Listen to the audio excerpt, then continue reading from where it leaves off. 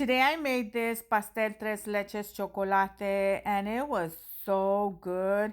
I normally do not eat Tres Leches cakes, but I tried this one and it literally melted in my mouth. This cake screamed chocolate all over. To begin with, I'm going to separate 4 large eggs, the egg whites in one, the egg yolks in the other. Adding the egg whites to a bowl, and I'm going to whisk it until I get soft peaks. Then slowly add in the sugar. Keep whisking. Once that's incorporated, start adding your egg yolks little by little. Once that's incorporated, add some vanilla extract. Whisk until combined, set that aside. In a bowl, I'm going to sift some flour, some baking soda, some baking powder, and some baking cocoa. And then I'm going to add this to my wet ingredients. You want to whisk that just until it's incorporated. Do not over mix. And then go around with the spatula. Bake this at 350 degrees for 20 minutes. And then for the milk mixture, I'm using evaporated milk, sweetened condensed milk, whole milk, some baking cocoa, and then going to whisk that. You can add as much baking cocoa as you want.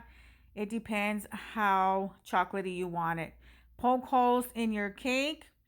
Add the milk mixture right on top.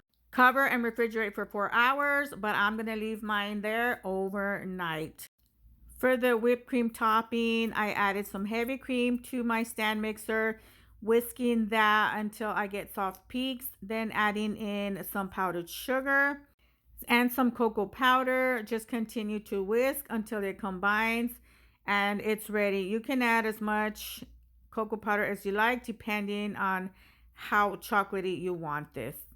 I'm just spreading it on top of my cake.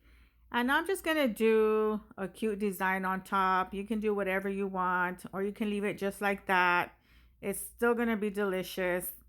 And I did cut this into 9 pieces.